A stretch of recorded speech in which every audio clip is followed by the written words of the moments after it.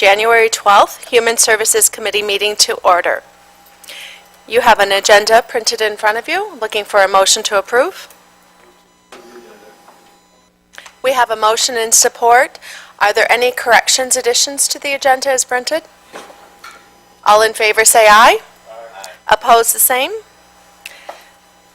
Motion passed. Next, we have public comment. Is there anyone in the audience that would like to address the board?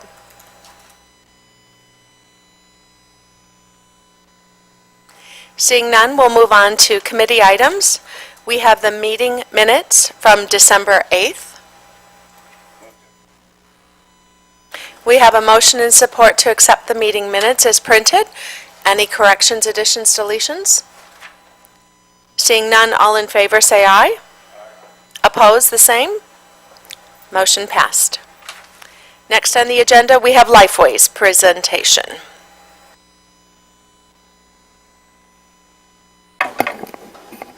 Good morning, Commissioners. This month's report, you'll see in your packet, and there's some updates from the time I sent it out. Because of the holidays, we sent it out a little early, so I do have additional updates from what was included in the report. In regards to the annual financial audit that is starting today, it is a two-part audit that we have annually that's done. They're here right now for the actual on-site financial piece, and then there's a compliance piece that occurs in March, and that kind of looks at stuff related to billing and claims. So the hope and the intent is that by April we will have a final outcome related to our financial audit.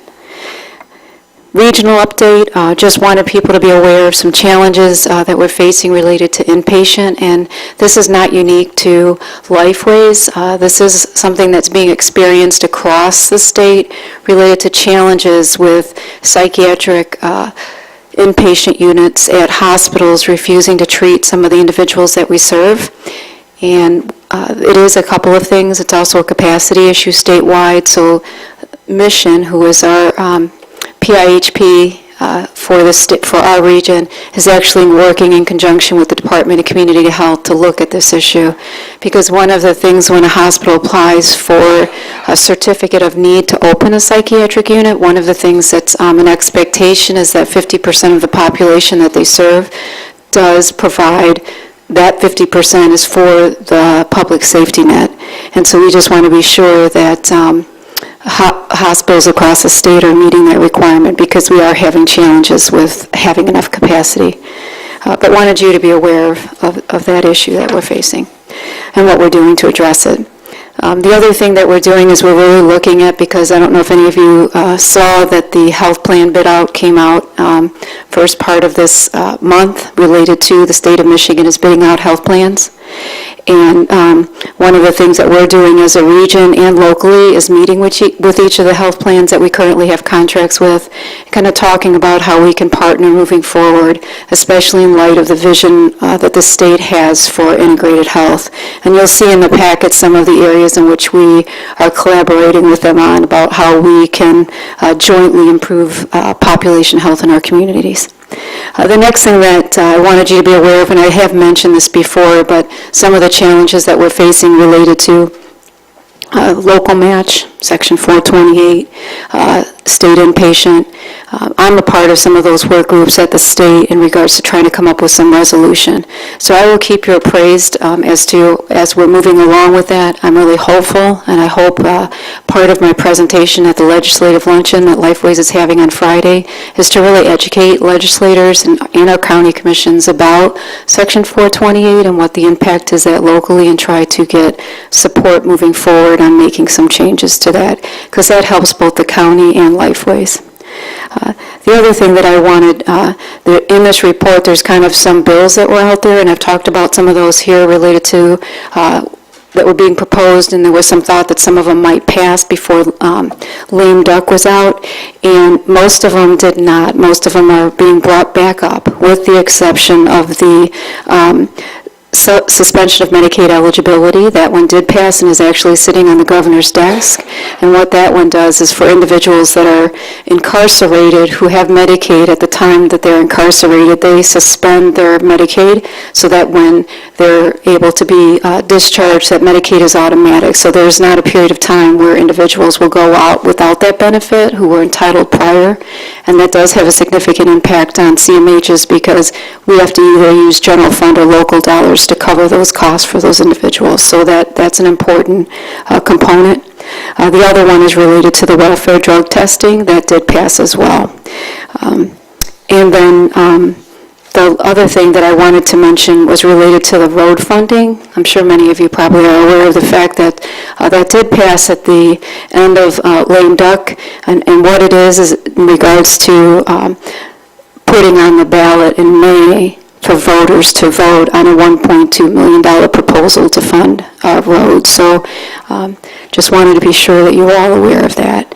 And then again, I would like to extend the offer, and I hope many of you can attend Friday's event in regards to Lifeway's hosting a legislative luncheon for Hillsdale and Jackson County. The intent is really to provide education about what Lifeways is, because many, maybe the new individuals don't really understand what we do, and then providing some information about what some of the challenges we face locally and how they might be able to help support the community mental health and the public safety net moving forward. What comments or questions might you have for Mary Beth? Commissioner Placzek? Hi, Mary Beth, I have two Yes. things. One, I can't come Friday for 2 hours. If I was going to come for an hour, what would be the best time to come to hear your presentation? I think we're going to have the lunch first. The best bet, because I'm not organizing the actual agenda, would be Karen, who sent that invitation to you.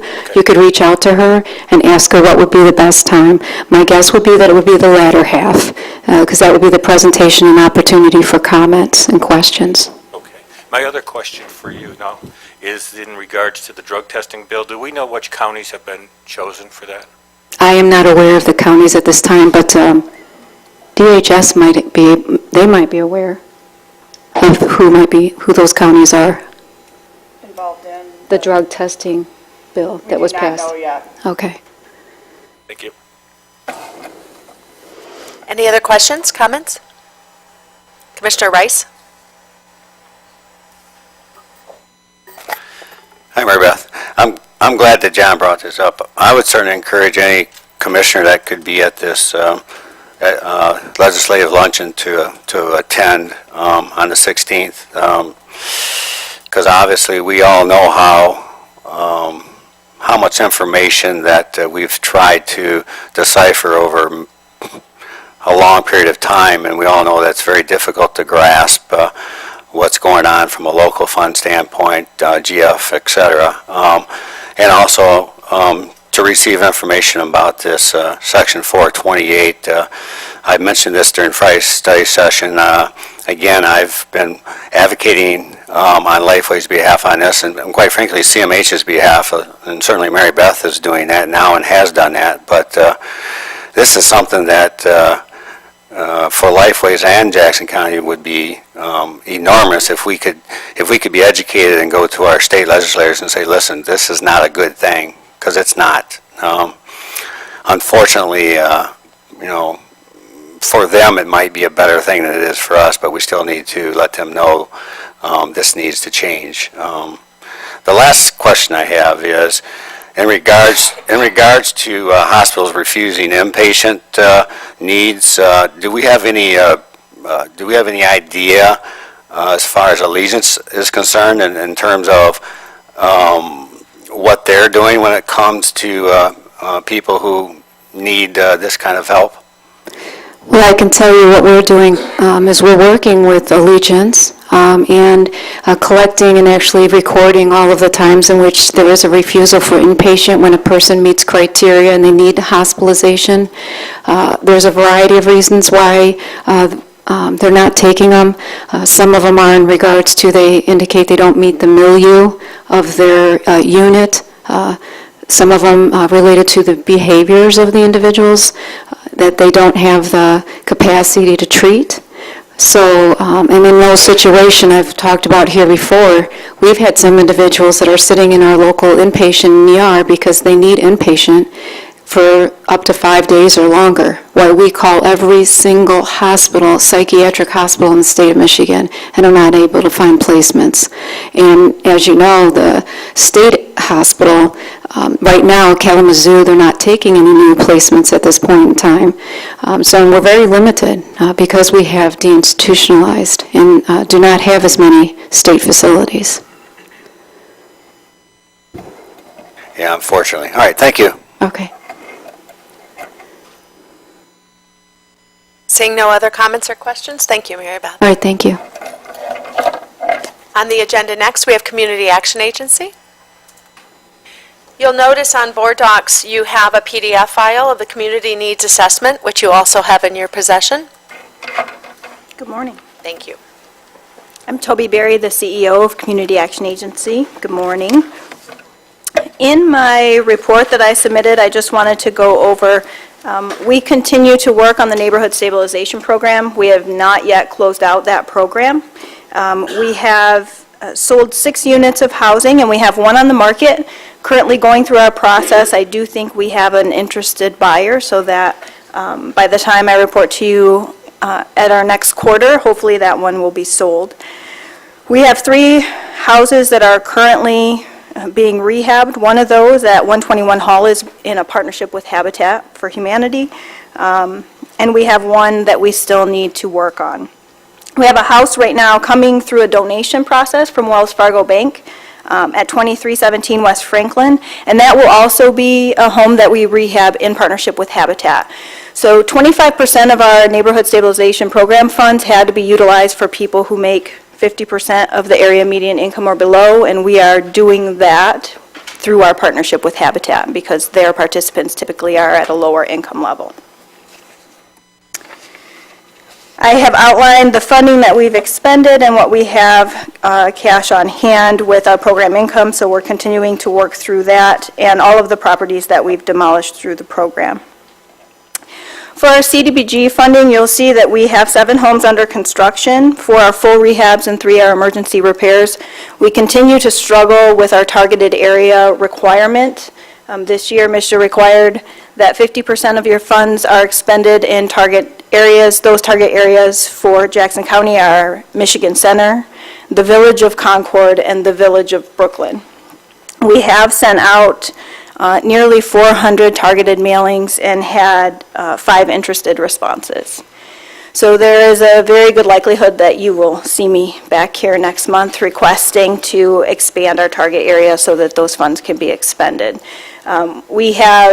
The process for CDBG takes quite some time from application to actual rehab, starting rehab, and in order for us to make sure that we can meet our funding deadline, we really have to expand that area if we can, if approved. I wanted to comment on this, the needs assessment that you have. In the back of it is the survey. This is the survey that we provide to all of the participants and clients who come through our doors at Community Action Agency. Last year we had, I believe, over 11,000 households receive services in our 3 counties, and we had 6,000 respondents. Keeping in mind that this isn't exactly scientific, so we don't know if there are duplicates. We do, you will see the survey, I'm sure that if you filled it out once and someone asks you if you've already filled it out, you're not going to say no. It's kind of long and nobody wants to do that twice. But we don't know if there are duplications. It is part of our requirement as a community action agency through getting maximum feasible participation of low-income participants in our communities to do a community needs assessment every 3 years. We actually complete one annually at this point in time. So we are having these surveys completed every year to get a feel for what people in our community who are receiving our services are in need of and what they see as gaps. Some of the interesting demographic information I think that you might find interesting. On page 13, you'll see that more respondents in Jackson County have less than a high school diploma or a GED than the other two counties, 20.5% in Jackson versus 17.8 in Lenawee and 16.2 in Hillsdale. And we have fewer with just a high school diploma. Although we are comparable in the areas of 2-year and 4-year degree. We also ask lots of questions. And we compare those by county, we compare them to the national, and then we compare them to our counties as a whole through the census. But some of the responses and questions that we ask really have to do with people's perceptions of their communities. On page 54, we ask all of our participants what their characteristics they feel are of a good neighborhood. And in Jackson County, they identified them 1 through 5 as safe streets, good local jobs, affordable housing, good schools, and responsible neighbors. When I am presenting to community groups, people who maybe are living a middle-income lifestyle or upper middle-income lifestyle, and I ask what they feel would be characteristics of a good neighborhood, they're the same. We all want the same things in our neighborhoods. Some of us have the ability to have them, and some of us don't. And so part of our job at Community Action Agency is to figure out how we can fill that gap. What people who are coming into our agency see as missing in their neighborhoods are local jobs, safe streets, affordable housing, responsible neighbors, and strong neighborhood associations. And in Jackson County, the highest priority concern was listed as having health insurance, which we thought was, and we are continuing to ask the same questions so to see if that changes over time, especially with the Affordable Care Act. It was interesting that the response was 75.5% reported that their biggest concern was having health insurance, but, or 51.4%, I'm sorry, that their biggest concern was having health insurance, but 75.5% report having health insurance. So we're not sure if the concern really is actually the having health insurance or that maybe health insurance isn't fitting the gap that they need in order to meet their medical needs. Just going to add, I think that there's a lot of unknown as to what's going to happen with insurance over the next couple of years, and I think that's probably why that raised to the surface. Yeah, I do think that you're right, there is a huge unknown. I also think we noted that we have clients who identified that they don't have health insurance, but then also identified that they have Medicaid. And so there's a disconnect between Medicaid and health insurance. So I would just ask if you go through this and you have any questions regarding any of the information that you see, or if there's anything that you'd like more information on, please feel free to contact me.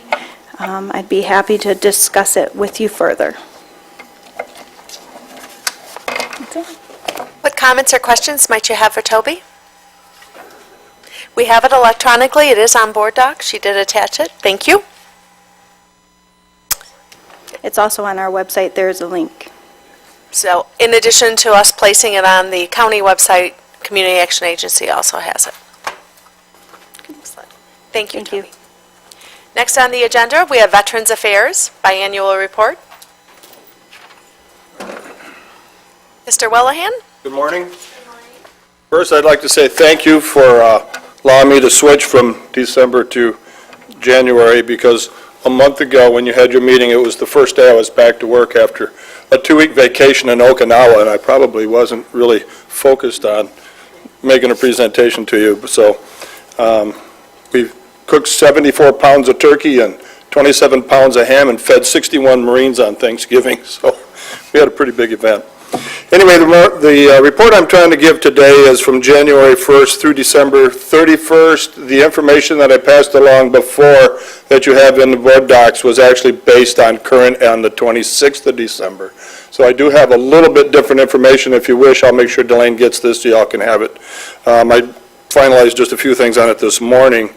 We completed a total of 1,464 forms in our VIMS program. That's the Veterans Information Management System that we've been using for 12 years in our office for putting forms together, helping with claims and all that sort of thing. But really, this is kind of a partial report, and I'll get to that in a minute.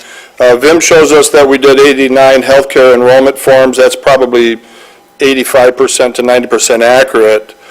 With the VIMS program, we filed 133 new claims for disability that is service-connected and 89 claims for non-service connected pension.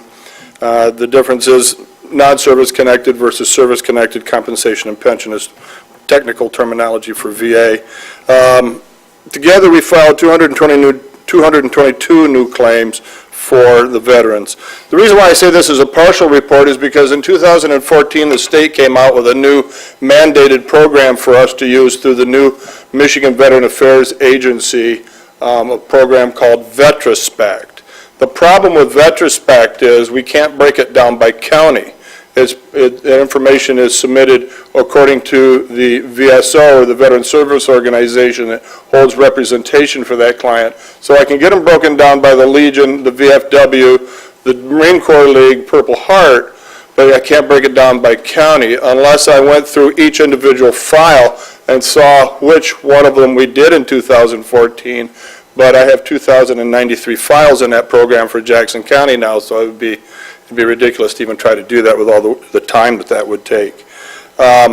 We did file 35 new claims for surviving spouses, again in the VIMS program. Again, we estimate that to be about half of what total we did for the year because the Marine Corps League and the American Legion only use VetraSpect now. They don't use the VIMS program anymore.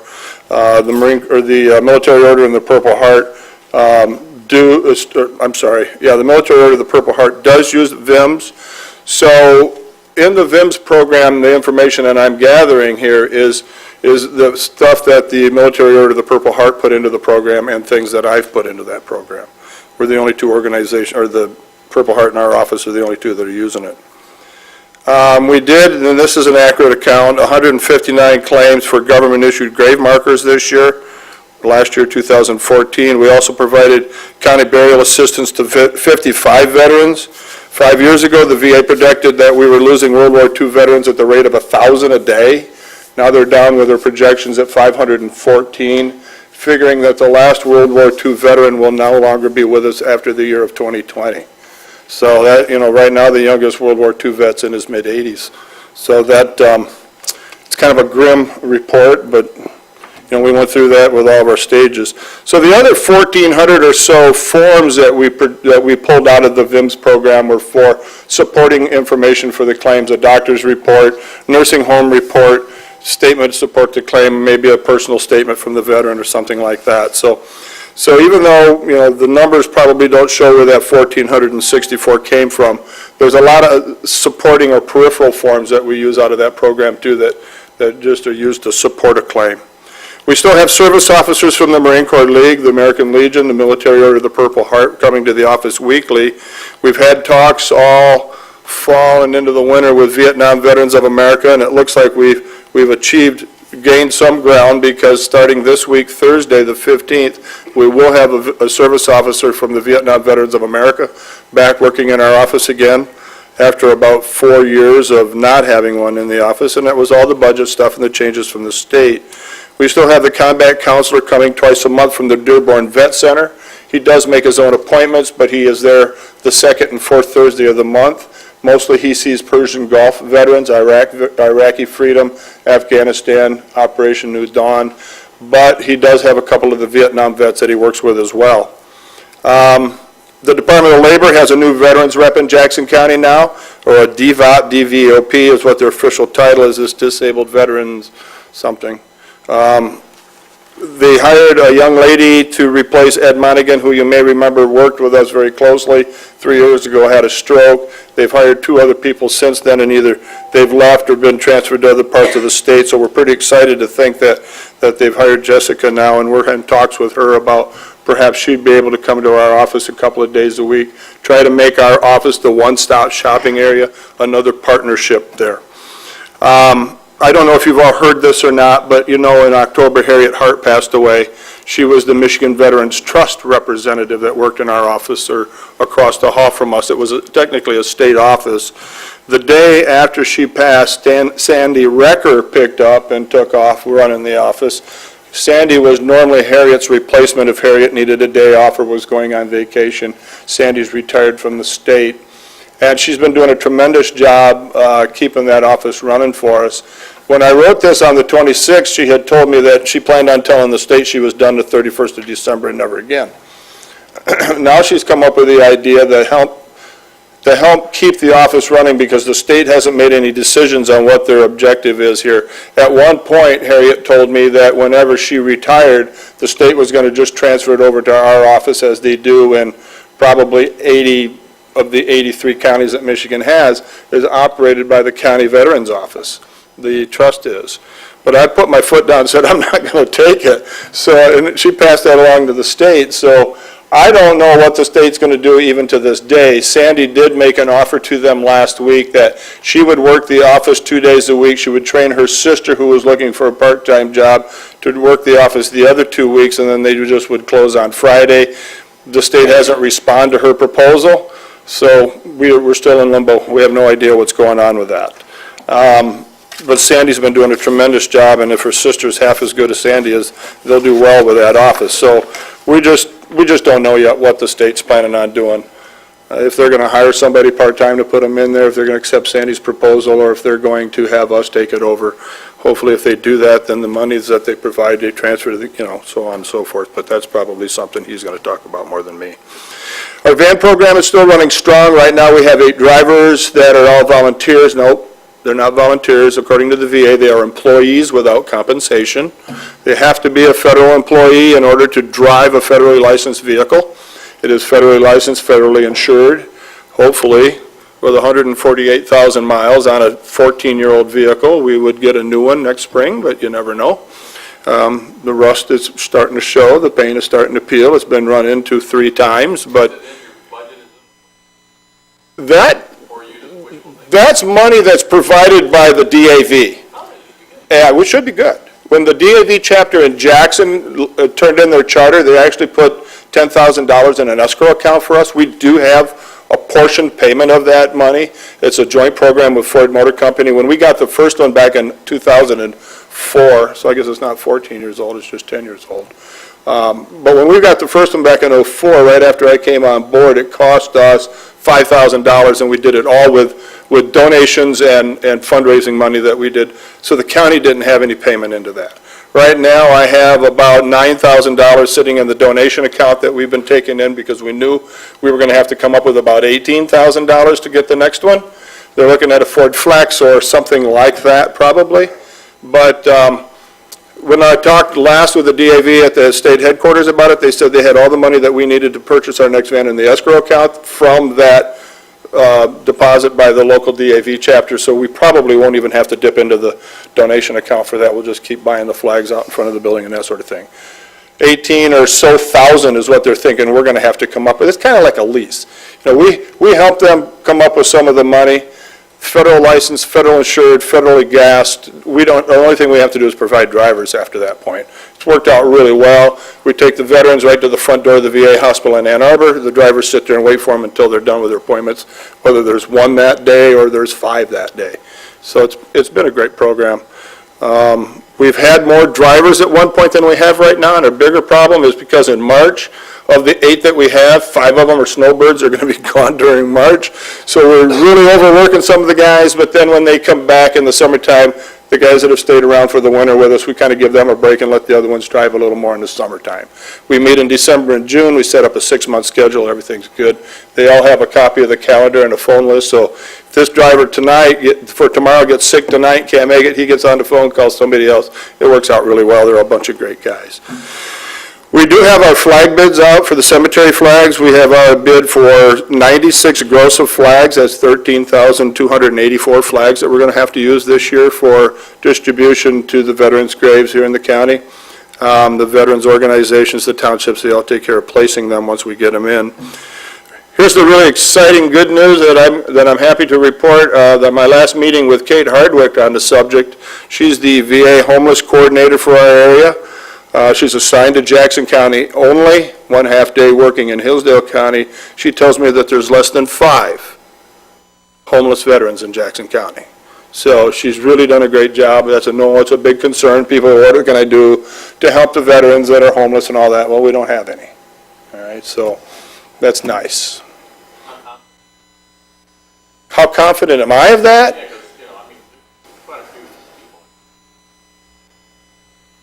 95% confident of that. In July, they did a blitz in cooperation with the Community Action Agency and a couple of other organizations to go out where they were reporting people to be housed in villages, if you will, in transit areas, and they did not find one veteran that entire day. So we've been told under the bridges and behind this building and all that, and it was a great effort from these people. They all rode in the same van, and worked together cooperatively, and they didn't find one veteran the entire day.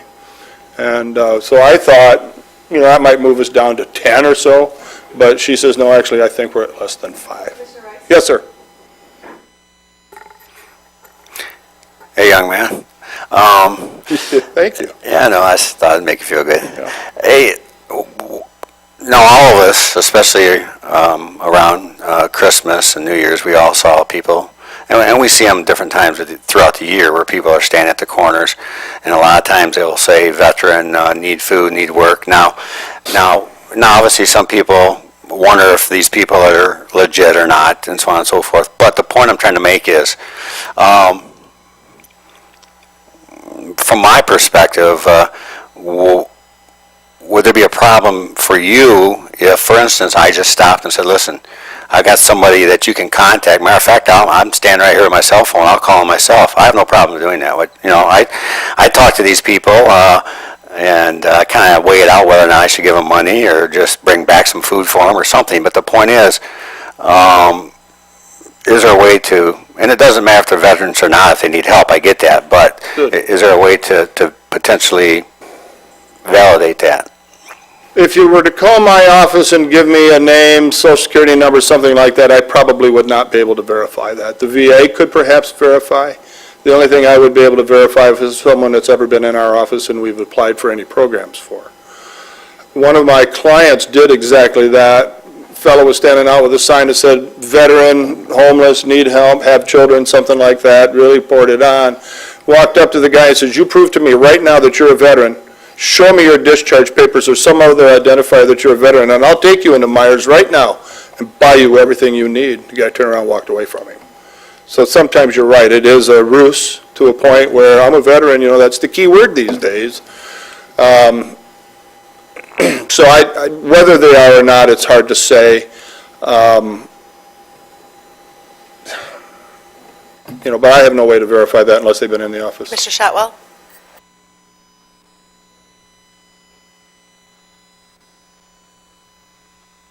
DD Form 214, that's the discharge paper. Yes, sir. Veterans County ID card, a VA healthcare card, all those things we ask for, yeah.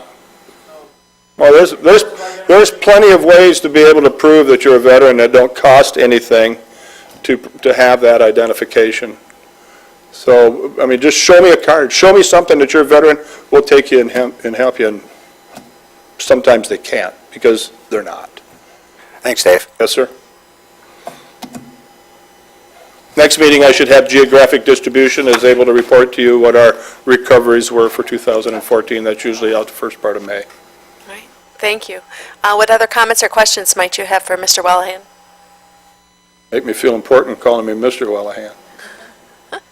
My mother taught me well. Yeah, yes, she did. All right, Thank thank you. you. Next on the agenda, we have Health Department Monthly Report. Mr. Heideck? Good morning, everybody. I'm not sure if you are all aware, Richard Toon is currently seeing a doctor. He was coming back from Milwaukee last night through the storm, and his asthma was kicking up, so he is seeking medical attention this morning. So I did do a quick review of his documents submitted, and I can guarantee you I will not do him justice, okay, but I will point out some of the key things.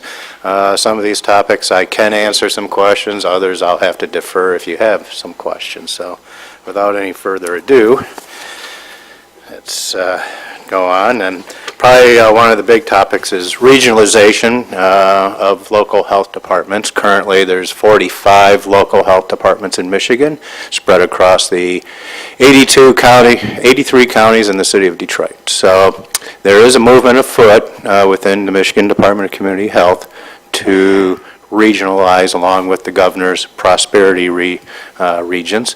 It's not an exact fit.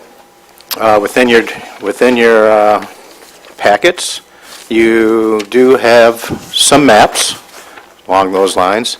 So you have the current makeup, and probably the key thing is the proposed makeup. They are trying to get down to about 10 to 15 regional health departments if this actually does occur.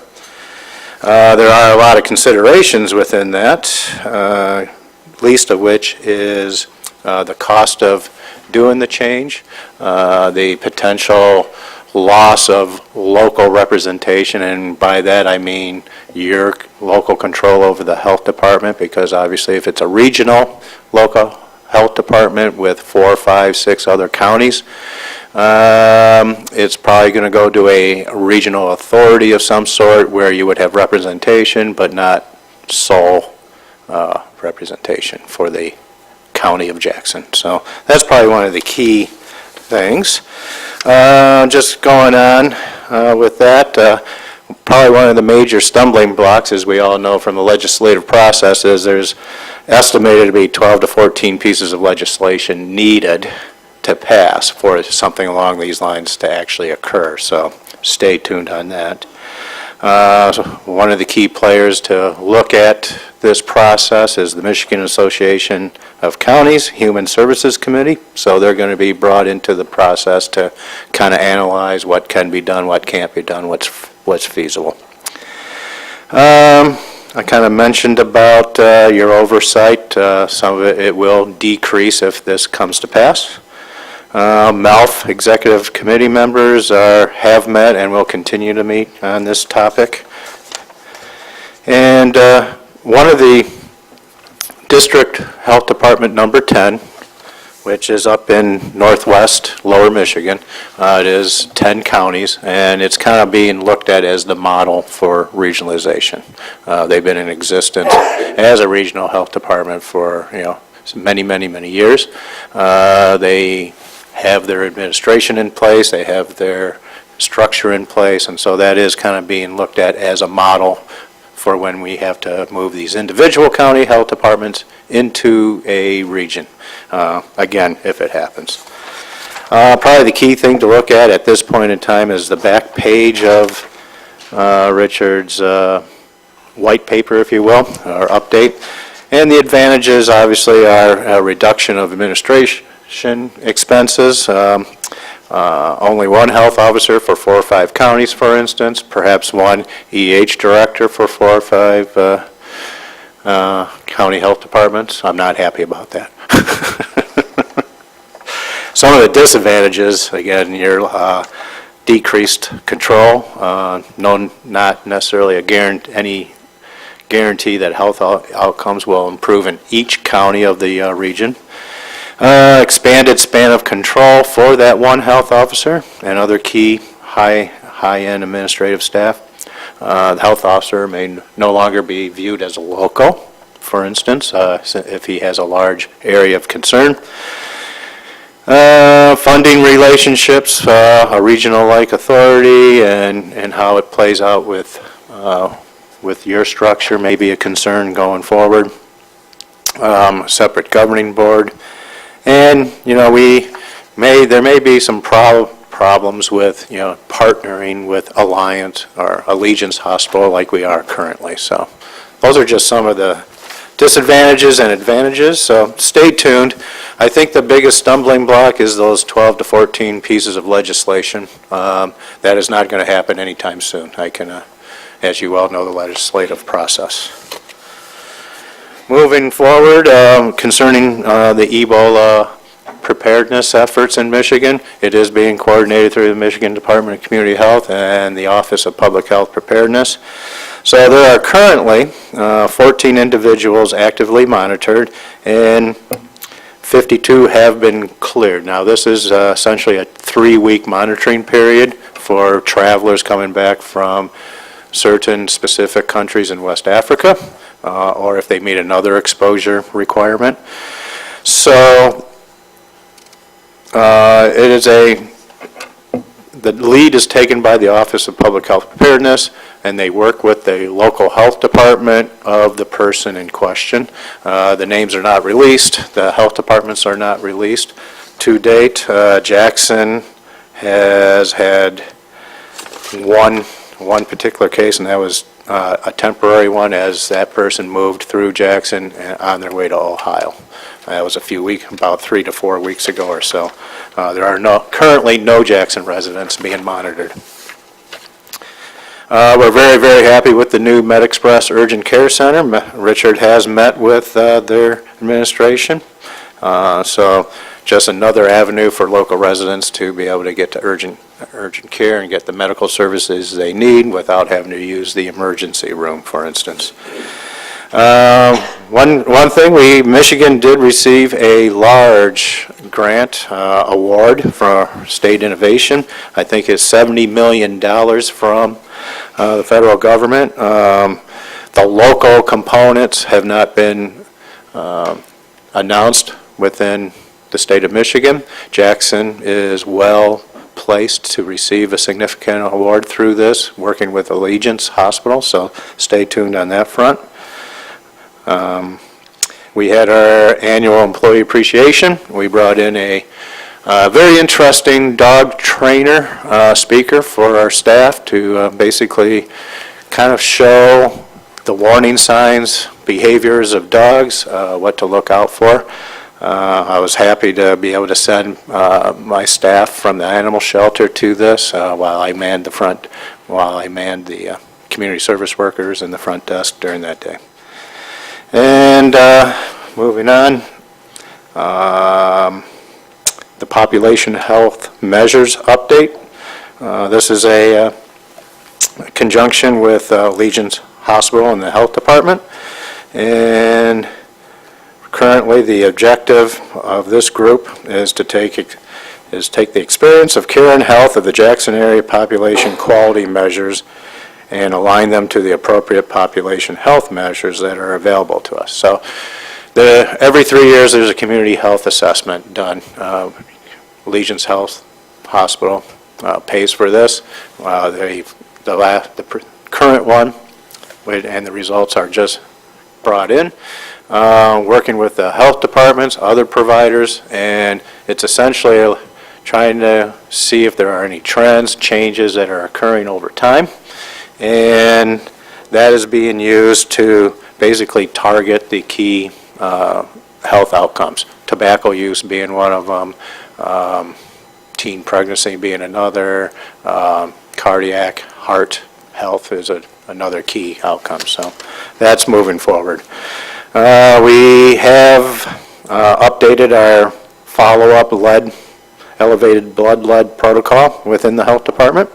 And we also have a meeting coming up with the City of Jackson lead outreach situation with their building officials too, concerning demolition of buildings in the City of Jackson and the process thereof, as well as how we can coordinate with them concerning elevated blood levels through the screening process.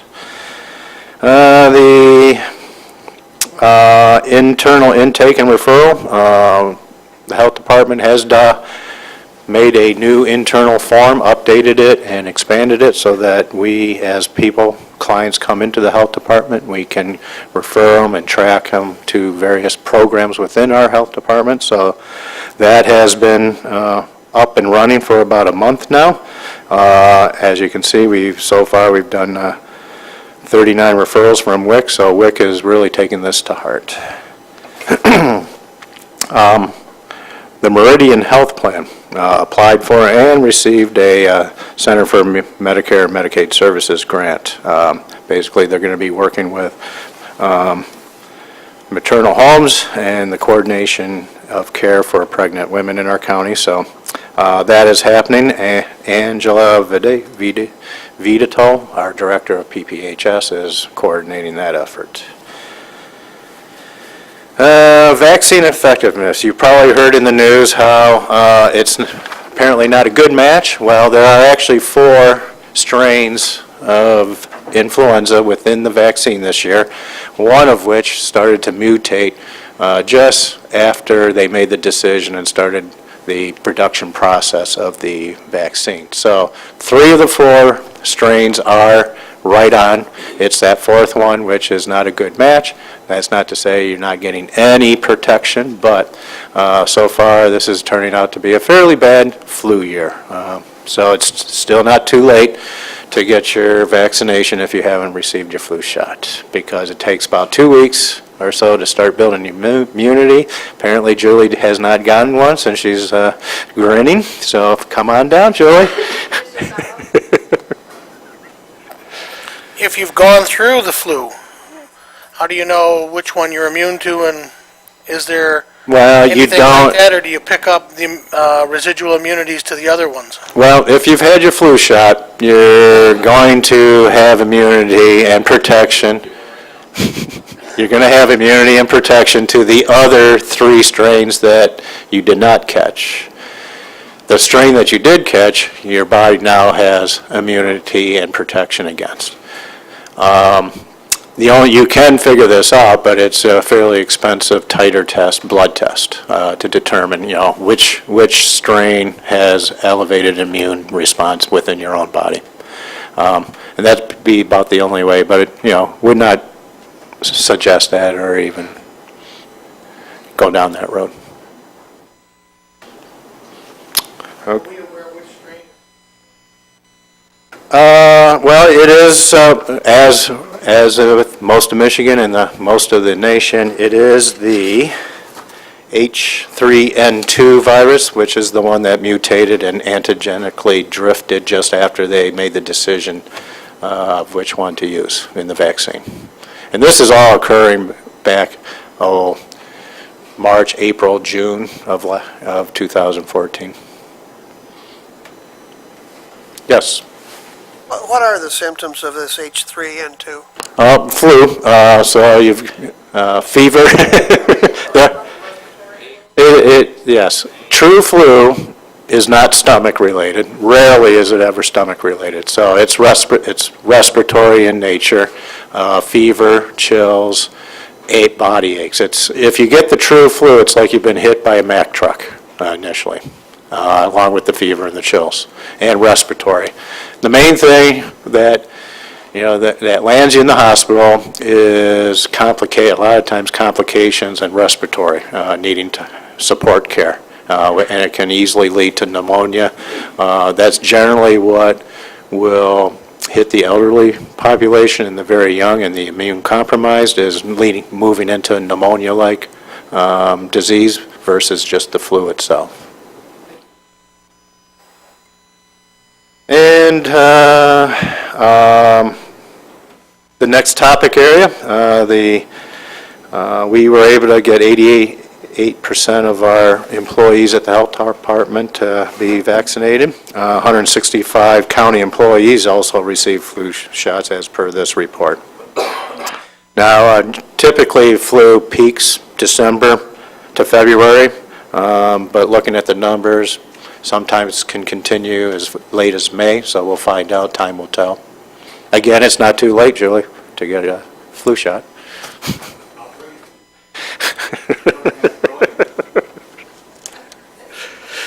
Mr. Rice? Don, you mentioned 88% of the health department employees got the shot? That's how I'm reading that paragraph. Okay. Just a question, and maybe it's, obviously, I'm sure you're going to give me a reason for it, but I thought that anybody involved in the healthcare field, they all had to get a shot. Well, that is our policy. However, there are, by state law, valid reasons not to be able to decline. One of them still being religious, but also occasionally there are some health conditions that would preclude you from getting the flu shot. So those are just a couple. Okay, thank you. That would include farmers too? It'd be all residents, yes. Like milk cows and stuff? Yeah, Okay. sure. All right, thank you. Okay, so concerning Michigan, excuse me, and I did have a flu shot. 177 cases of flu have been confirmed in District 1. We are part of District 1, so that's Jackson, Ingham, Livingston, Lenawee, Shiawassee, and Hillsdale counties. We've also had 17 hospitalizations locally, so that's a fairly high number for Jackson. So it's just letting you know, flu is here, and it's happening. We also did have a flu outbreak at a long-term care facility. I'm not familiar with the name of it, so I can't answer that question as to which one, but we did respond, we did provide guidance and suggested and recommended that they do antiviral prophylaxis of everybody within the facility. Concerning communicable disease rules, they have been updated at the state level. Basically, a couple of the key things is the Public Health Code of 2010 no longer needs to list all reportable diseases. From moving forward, MDCH will be making an annual list and putting it in the BRIC book, which is an annual publication, as well as on their website. That way it gives them a little bit more flexibility to move fast when a new disease that needs to be reported crops up. Another amendment to the Public Health Code changed the reporting requirement of school immunizations from 6th grade to 7th grade.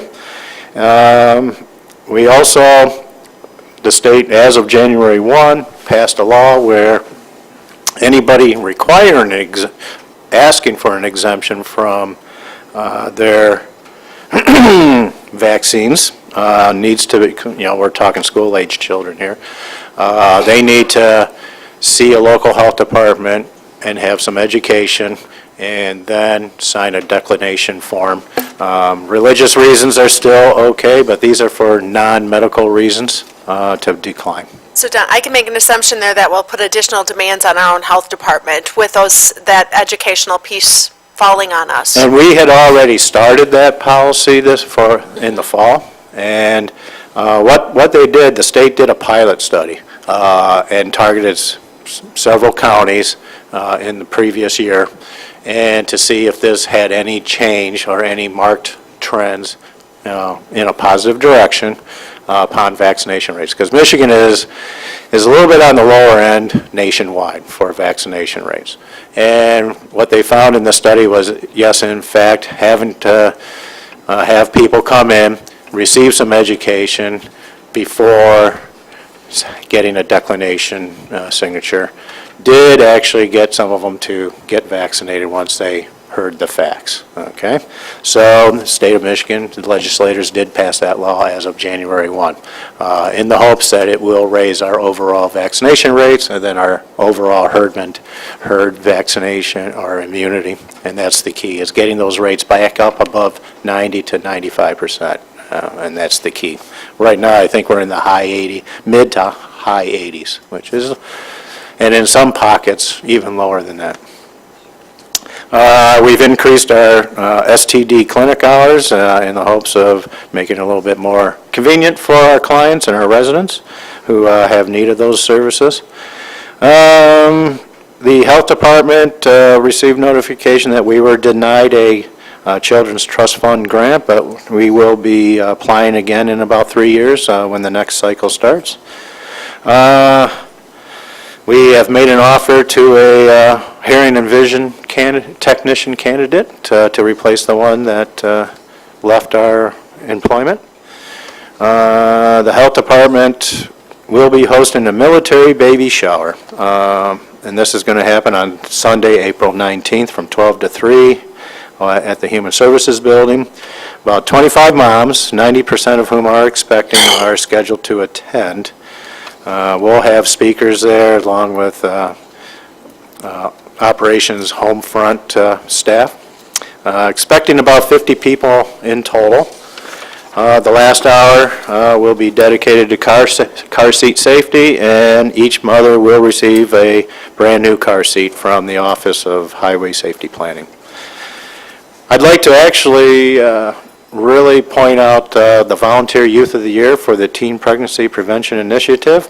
Her name is Hadley Buchler. She won the United Way's Youth Volunteer of the Year at the United Way's annual volunteer recognition event on December 2nd. So I'd like to bring her and let you know special recognition. She has been actively volunteering for the Teen Pregnancy Prevention Initiative for the past 4 years. She took a leadership role in the Power of Me program for the girls, and by helping adolescent girls feel good about who they are and encouraging healthy choices. So kudos to Hadley Buchler. Moving forward, we have other Sex Education Advisory Board workshop happening on December 9th. It's going to be an attempt to help local districts either improve their current programs or resurrection their programs. The basic goals are of this workshop is to establish goals and objectives for student knowledge and skills, reviewing the materials and methods that are being used, and then evaluate, measure, and report to the community concerning the program goals at least once every 2 years. Another thing moving forward, Safetyville. The last scheduled class occurred on December 16th. We had a total of 815 students come through this program in 2014. This represents 35 classes from 14 different schools. So this is the first year that it was coordinated by the health department, so we're pretty proud of those numbers and looking forward to improving them in 2015. And at this point in time, as of November 24th, concerning the Healthy Michigan Plan, we have 8,550 Jackson County residents that have enrolled in the plan, and this is an increase of 392 from the previous month of October. So that's good news. People are continuing to enroll. And for environmental health there, it does say that we're interviewing still. However, today is the first day of our new environmental health administrative clerk. Her name is Stephanie Jones. So we did hire her. She did accept the offer, and today's her first day. So we're looking forward and being very happy about being fully staffed in environmental health. And that is the health department. All right, thank you. Do you update. have any comments or questions for Don before we move on to animal shelter? All right, moving on to animal shelter, you will find the document that was shared with us also. The data sheet is in your packet as well on board docs. Yes, and I apologize for that not being attached as per usual. It's been a very hectic 2, 3, 4 months at the shelter, especially the last few weeks. So I do apologize. Moving on with our annual report for the animal shelter, I just want to let you know that Pets for Vets did occur in November. This is a Friends of the Animals for the Jackson Area Incorporated funded project. They're the ones that do a lot of the coordination. We happen to be the site for it, and we're very happy. A total of 8 dogs and 8 cats were adopted out, and Friends of the Animals are going to be reimbursing us to the tune of $1,591 for these adoptions. So a total of 15 veterans did receive pets through this program in November. We plan on doing this again in the July time period. We tend to try to focus around 4th of July and Veterans Day for obvious reasons.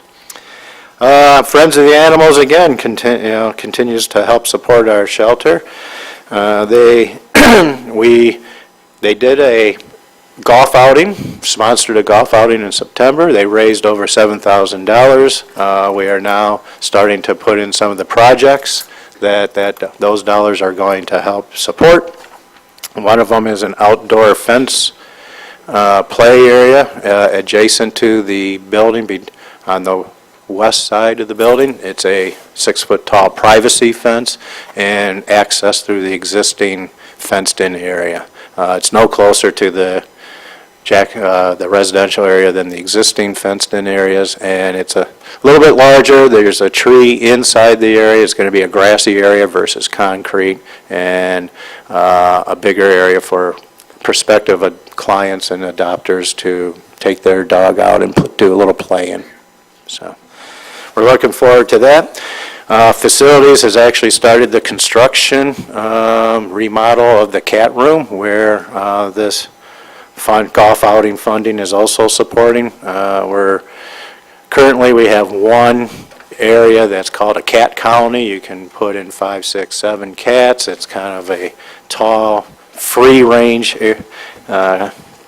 kennel area for multiple cats, if you will. It's a less stressful environment for the cats, so we have an area to put 3 more of those in, and that's what's happening as an additional project. We also had a preliminary site meeting with an architect concerning the use of the back building. This is very preliminary. It was with Hobbs and Black Architects out of Lansing. They are the architect that is coordinating the Ingham County shelter construction project. We're going to get an additional 2 quotes or more from other architects to see what is the feasibility of using that back building more than just for storage, which is the current case. We're pretty much just using it for storage. Some of the ideas is to turn it into an isolation quarantine area back in that back building, so that when cats or dogs are getting sick by being in the shelter, we can isolate them from the rest of the healthy population. Other possibilities include maybe an after-hours intake area for the police, maybe have a euthanasia room back there specifically for that function. So nothing is set in stone. We're just doing some preliminary ideas at this point in time, working with facilities as well as administration on this.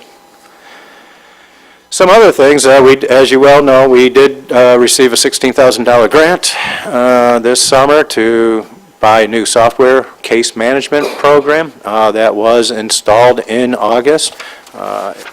It is proven to be very effective now that the staff is really starting to understand the idiosyncrasies and all the key components of it. So moving forward, we're very happy. It's a much better job of keeping track of all of our individual animals from start to finish. Some other things that have occurred in 2014, we did take out the open trench drainage in the back kennel area. Those were all enclosed and concreted up. That was definitely a positive effect on infection control. I'd like to give some thanks to Dave Klein, who donated some time and money to bring in a HVAC company to put in a forced air furnace in the surgical suite and court case areas. That definitely provided better cold season climate control right now. We're very thankful to him about that. And I mentioned the outdoor exercise yard and cat room improvements already. One of the things I want to probably bring to your attention, we obviously lost the animal control officers starting in January. A lot of their duties are now being conducted and being fulfilled by my kennel staff, as well as other staff members. So some of that is, we're doing a little bit of animal transport. For the most part, the police agencies are bringing the animals in themselves, but the outline, like Columbia Township, we've had to go and pick up some dogs occasionally through the course of the year. We're doing all the intake documentation that ACOs used to do, and all of the euthanasia is now taking place within our current staff. We're looking at other avenues of efficiency, the euthanasia being the toughest part. and trying to rotate that amongst our employees because that's a tough job to do. Also, we were able to sign our veterinarian to a new 2-year contract extension. We're very happy about that. Thank you very much for approving that earlier this summer. And if you look at some of the graphs, finally, we're talking about our intake numbers. And as you can see, our cat intakes are continuing to fall, which is a good thing. That's what we were hoping would continue to happen. There is a slight tapering off of the downward trend, but we still had a fairly significant decrease of 200. Our goal is to get to 1,000 total cat intake. That will then match basically our demand for adoptions for cats, which is pretty constant. Euthanasia stayed fairly constant, as you can see on the next page. And as you can see, our euthanasia rates tend to peak in the months of June, July, August, and September, which is when the majority of our cats are coming in. Concerning dogs, we did have a decrease of about 300 for dog intakes. We kind of attribute that to the loss of the animal control officers, since they're no longer patrolling the streets and just picking up stray dogs.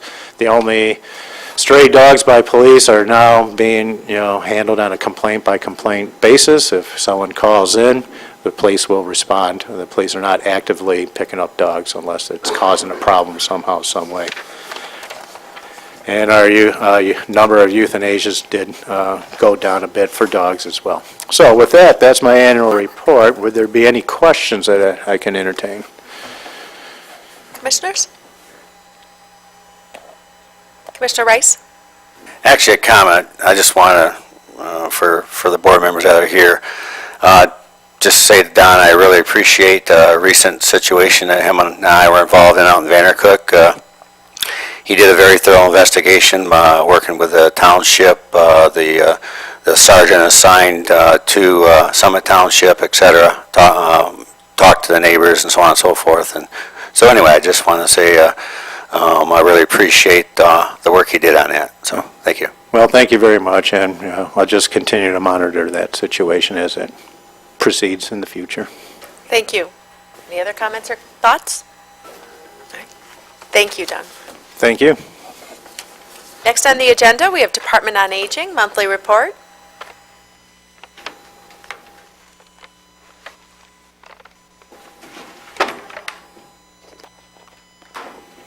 Good morning. Okay.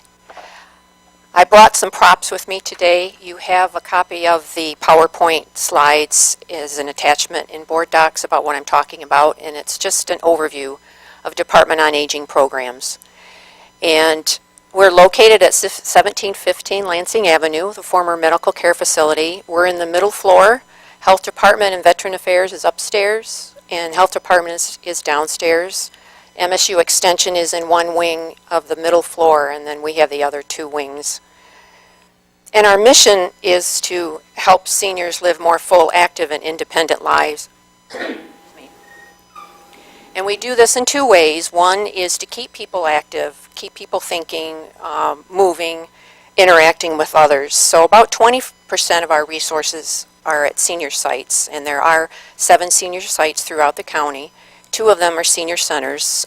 And at the different sites, our main focus is a meal. This is not an actual meal plate. It's kind of small, but we do have meals at all the senior sites.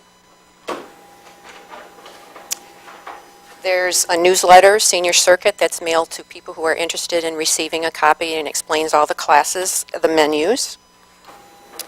There are volunteers that do a lot of different services, one of which is we have Community Action Agency volunteers that see people to fill out their income tax form, especially the state credit forms. We have Medicare, Medicaid assistants, volunteers, and staff to help people who are new to Medicare decide what their supplemental insurance should be and what their options are. And then also open enrollment for the Part D drug plan that just ended. We have staff and volunteers that help people navigate that website. And this is my example for, we have a jam session on Tuesdays, and it's for people who primarily have stringed instruments. They just decided, let's get together at Crouch Senior Center Tuesday afternoons, and let's just get together and play music. We have painting classes, exercise classes, woodworking, card making, and bridge and euchre. So there's other things going on as well, but this is kind of an example of our active part, our engaged part to provide services to older adults. Then the other 80% is in-home services. And we have home care assistance, which includes bathing assistance for people, light house cleaning, doing laundry. And I brought a clock to represent respite. When you're caring for someone 24 hours a day, and respite is where a worker would go in for 4 hours once a week, so the caregiver could leave and do their own errands, whatever they want to do. So that's respite. And while they're there, they might do house cleaning and bathing assistance. We also meet with clients and caregivers initially when they ask for service, and every 6 months. That's a grant requirement.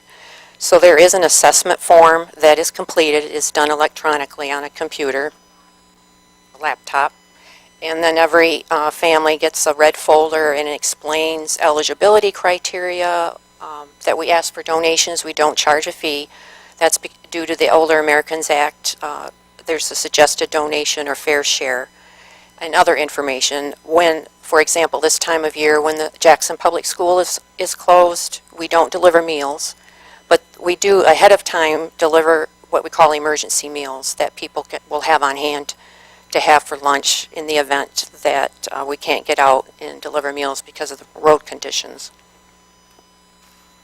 And then the largest program we have is Meals on Wheels. And we prepare over 900 meals a day for homebound seniors. There's a hot meal for lunch and a cold meal for supper for those who need it, and frozen meals for the weekend. So in order to get that hot meal for lunch, we sometime between 11 and 1 o'clock, then we have 14 meal routes that go throughout the county, anywhere in the county, to deliver Meals on Wheels. We also had in-home counseling for people who are homebound. Thinking of veterans, sometimes there's a situation where someone wants to think through what happened when they served in the military, and we have great counselors, masters of social work, then that will meet with them in just a variety of situations, because many times in age 80s, and when you're 80 and plus, you're experiencing a lot of loss of health, loss of family. So the in-home counseling is a service we have. And one thing that we do have, there is a Friends of Jackson Seniors. They're a nonprofit organization, and they are doing their first fundraising event called Soups On for Seniors. And I have postcards that have the website address, so we encourage people to go to Meals on Wheels, Jackson MI, or even Soups On for Seniors, and there's more information. People can donate online with PayPal. There'll be an event March 5th at Ella Sharp Museum as, again, a way to raise money for Friends of Jackson Seniors with the purpose of going to Meals on Wheels. And at the event, there'll be the first 100 participants will receive a soup bowl painted by a senior or Meals on Wheels advocate, and we have some students that are painting soup bowls as well. So we will have some interesting ones to choose from. So in a nutshell, that's Department on Aging Services. Primarily, our funding is senior millage, very important component, $0.25 mil, and then Older Americans grants through Region 2 Area Agency on Aging. Any questions? Thank you. Commissioner Platek?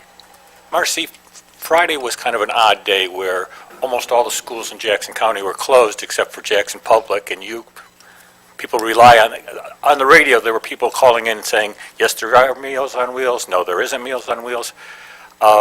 Did you deliver on Friday? We did. Okay. And I guess everybody was trying to be helpful, but it would have been nice, I think, if Greg would have got some official word And maybe he did later when I wasn't listening, but I think I would have been confused if I was at home knowing whether a meal was coming or not. But again, it was very unusual that JPS was the only school system open, so. Well, I And think so, too. normally, we have phone numbers that call directly into the Meals on Wheels office, and normally, people call that number and just to double check. Good. Yeah.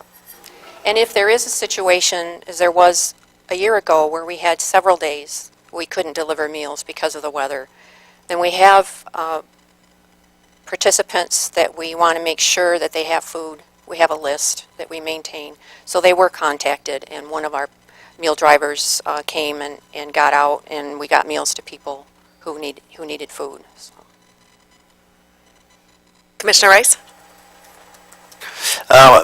More of a comment again. I just, again, thank you for your presentation.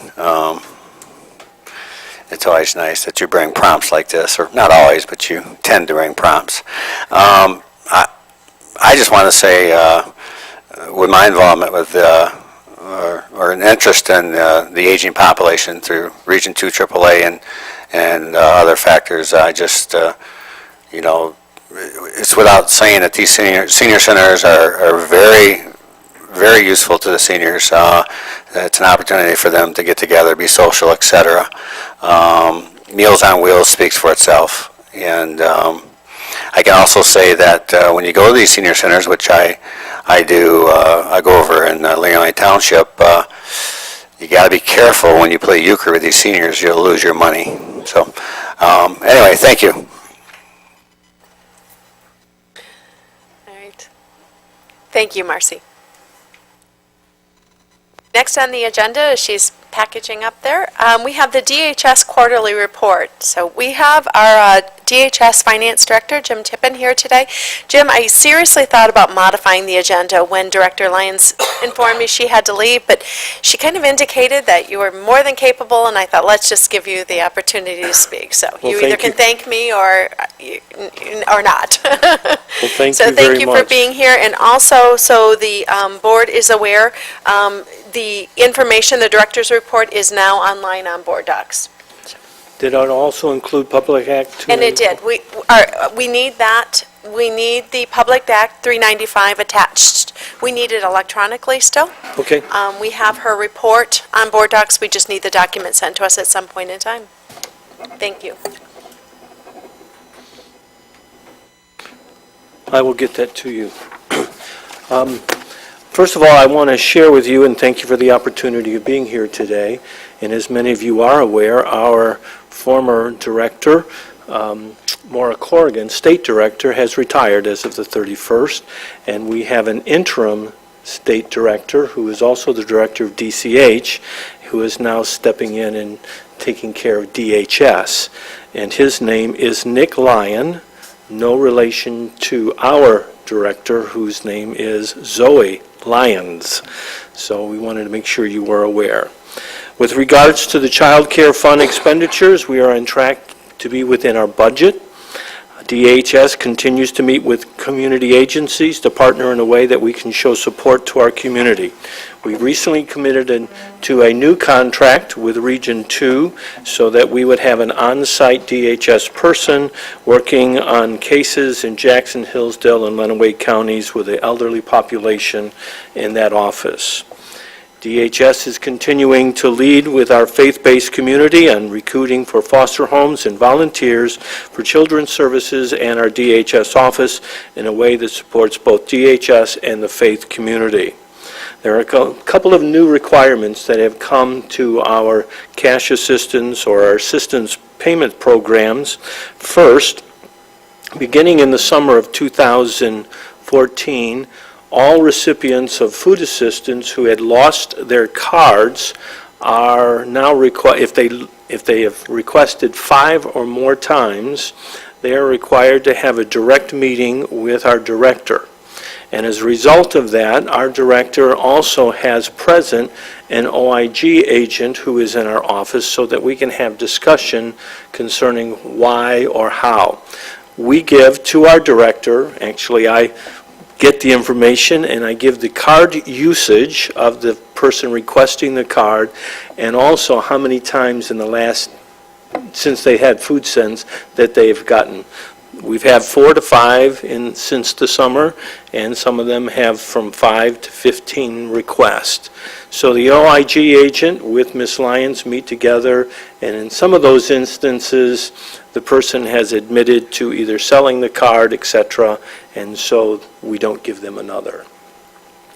And then, as also reported in one of the other presentations concerning the drug testing, we do not know who is going to be chosen in the pilot, but in that public act, the Senate has decided we will be completing as an agency a full one-year program describing that applicants of cash assistance, known as the Family Independence Program, will be drug tested.